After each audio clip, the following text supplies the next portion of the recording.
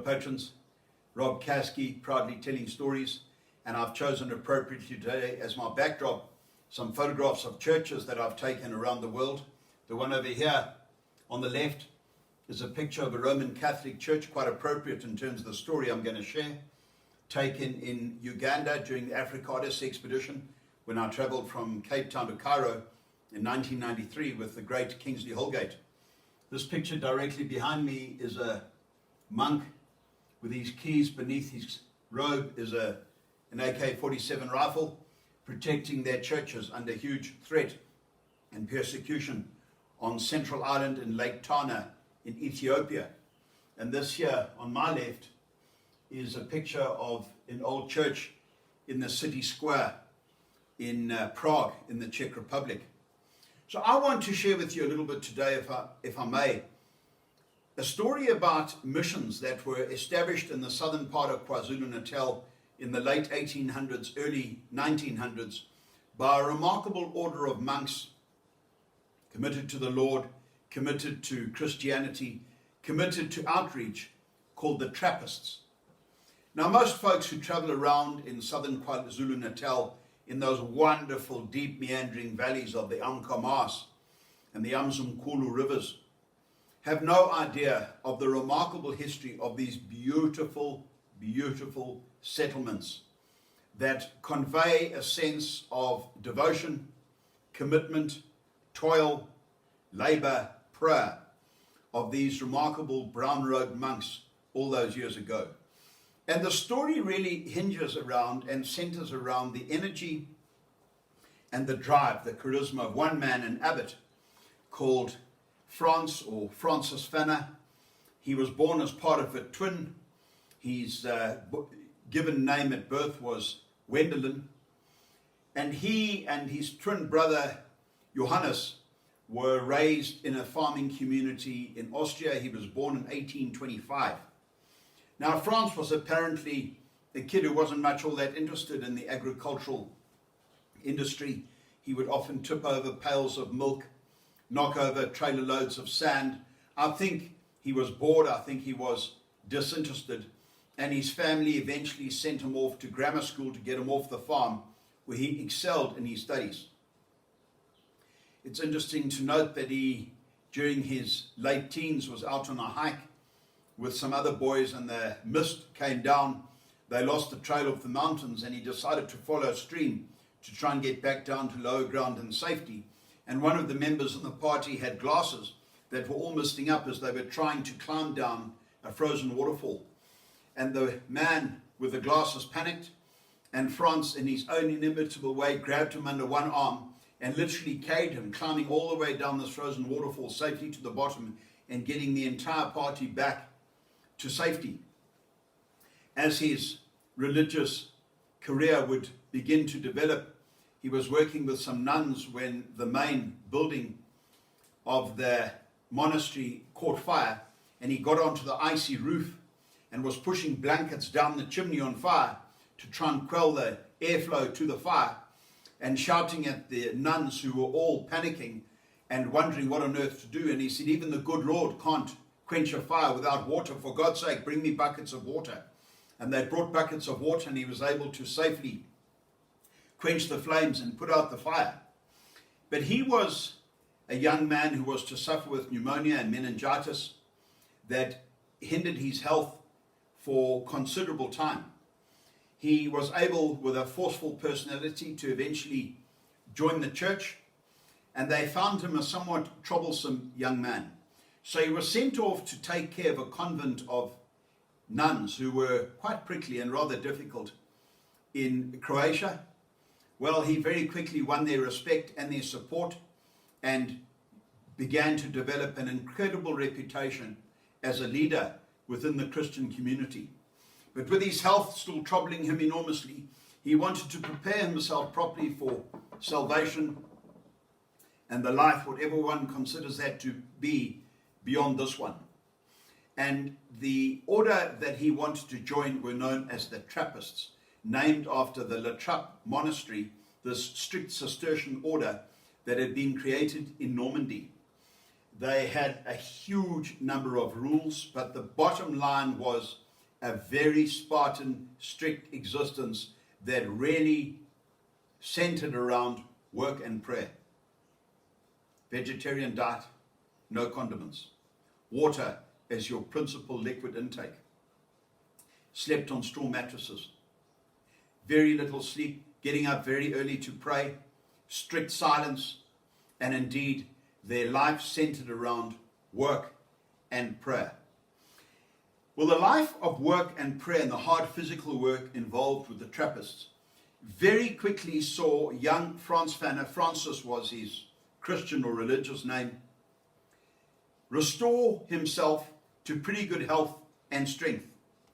He was soon to become a healthy man, and he was desperately keen on the idea of missionary work. And in those days, when anyone spoke about mission work, to go on mission, it was necessarily to go to America.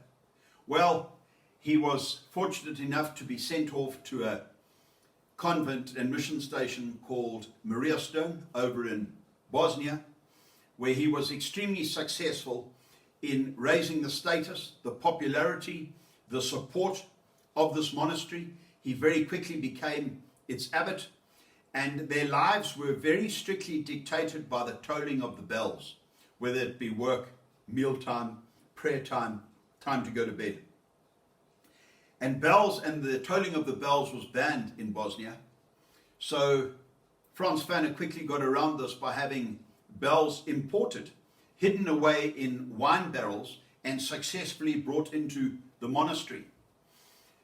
And as his reputation began to grow as an impulsive, red-haired, opinionated, extremely driven abbot and monk, there was a bishop who was to visit Europe and requested assistance in developing a mission station and a monastery in the Sundays River Valley in the Eastern Cape. And nobody could believe that amongst this gathered congregation of many people, Abbot Frans Fanner stood up and volunteered to go. Well, he was a forceful character, and many men immediately volunteered to come with him. He was violently sick on the trip out to the Eastern Cape. They landed and were taken into the spot in the Sundays Valley where they were intended to create this monastery. Now, the Trappists have a very strict doctrine of being completely self-sufficient. And he was horrified when he saw the site. Arid, no abundant water, thorn bush, clearly water scarce, and clearly very hot, not an area that was traditionally known for agricultural purposes. Well, the monks immediately devoted themselves very quickly to attempting to change this arid, waterless environment into a functioning farm as a basis for the monastery.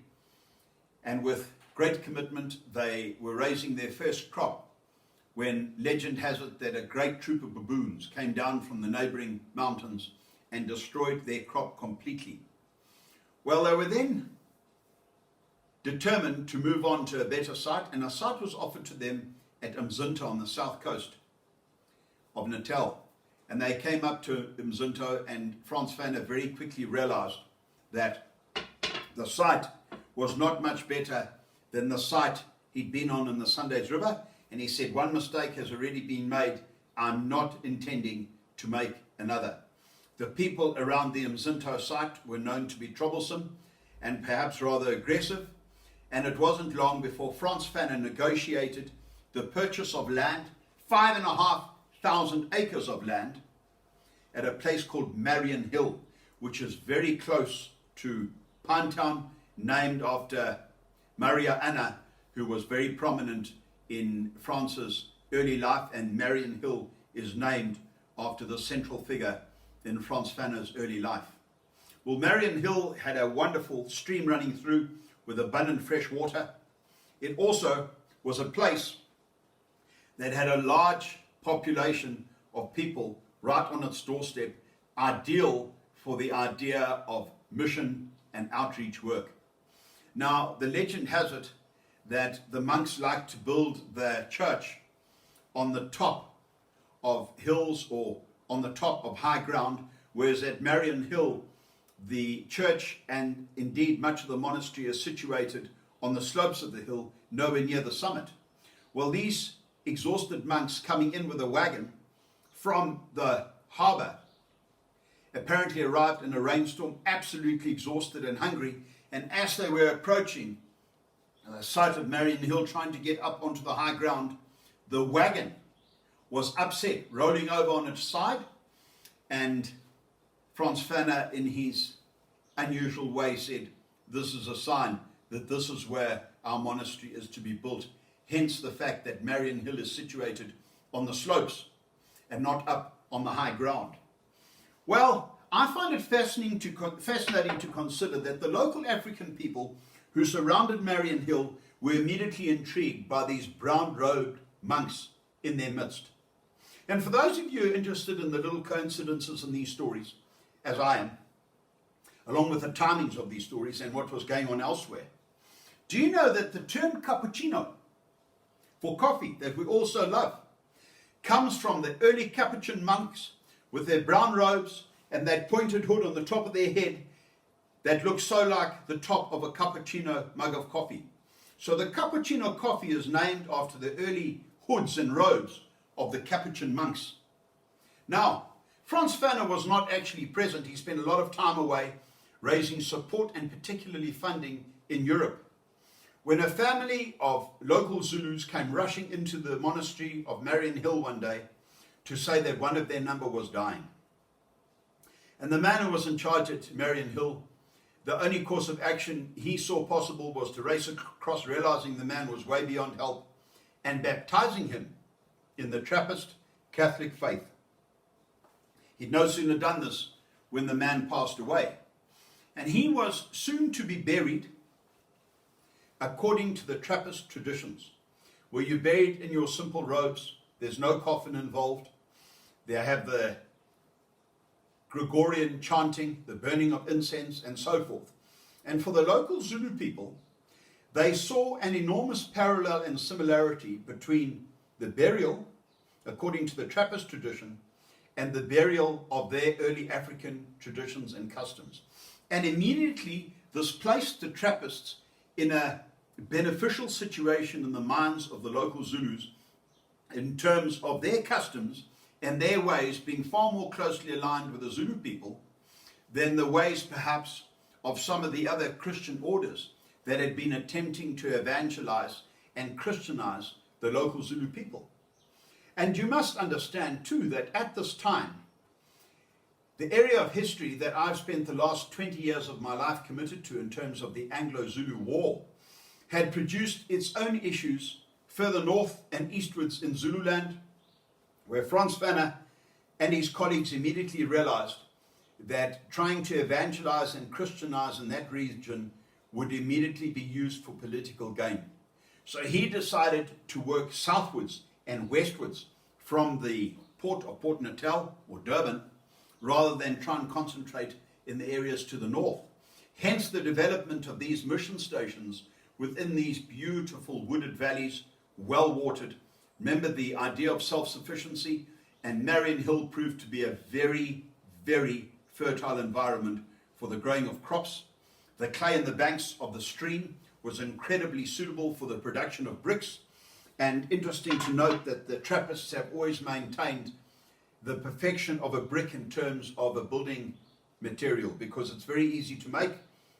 It's the ideal size and weight to be easily hefted by a bricklayer, can be produced quickly, and the permutations that one can create in terms of buildings with bricks are almost limitless. There were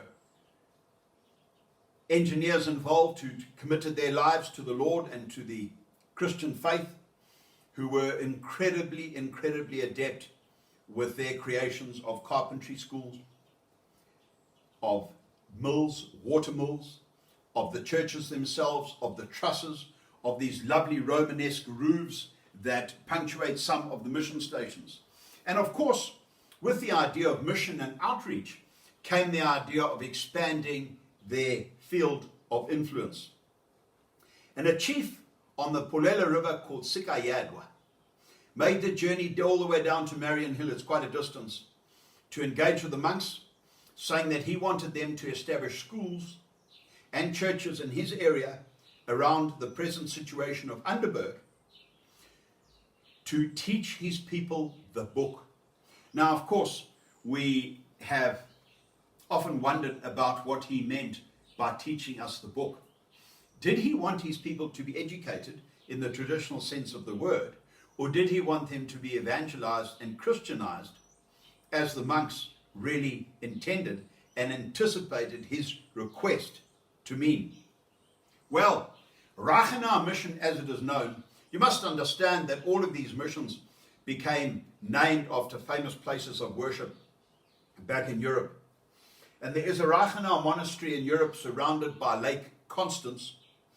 And the situation of the monastery at Rattray, as we know it here in KwaZulu-Natal, has running around it on three sides a beautiful bend of the glorious Polela River. And for Frans Fanon, it reminded him of Rattray back in Europe on Lake Constance, hence the name Rattray. Now, Rattray does not abound in clay, as did the site at Marion Hill way back in 1888 when it was initially incepted and construction began. But around the site of Rattray abounds magnificent sandstone. And with the European stonemasons who were masters of their craft, teaching the local Zulus how to cut and trim and dress the stone, they began to dress the local sandstone and created a church that is arguably one of the most beautiful of the 22 Trappist churches within KwaZulu-Natal. I'll reserve judgment on the most beautiful because some of these sites have churches, the beauty of which beggars belief. But at Rattray, they created too a watermill that was driven by a mighty wheel driving a cable into the mill. And they created two different systems, one for the grinding and milling of grain, and a second for the grinding and milling of other crops that traditionally have smaller corn like wheat and sorghum and barley. And of course, one of the Trappist doctrines is that the Trappists are never allowed to sleep or pray without being underneath a consecrated roof, meaning that they need to be part of the original mother station. In this case, it was Marion Hill. Well, this remarkable man, Frans Fanon, immediately created a prefabricated hut and a consecrated roof that could be taken apart, loaded on a wagon, carted along, and set up that evening that the monks would fulfill the need and requirement of praying and sleeping within a consecrated environment belonging to the Trappist order. Because it's a 5-day wagon run from Marion Hill all the way to Rattray. And he got around the idea of a consecrated environment where we have this prefabricated hut, the remains of which still stand at Rattray mission today. Now, not far from Rattray is a beautiful, beautiful mission station called Centerkow. It takes its name from Częstochowa in Poland, home of the Black Madonna. But Częstochowa was considered to be too tricky a name to continue with for this very prominent monastery here in KwaZulu-Natal, so the name was shortened and eased to Centerkow. Centerkow today enjoys two churches. The older one has been very sensitively refurbished and made into a gallery for a wonderful, wonderful Zulu artist called Gerard Bengu, who I'll probably talk about in a subsequent story.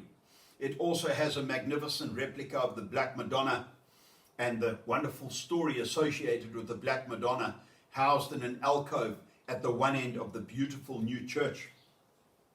And as the outreach and the profile of the Trappists grew here in KwaZulu-Natal, with Frans Fanon doing his incredible drives for support and funding back in Europe, there was an enormous proliferation of missions here within Natal.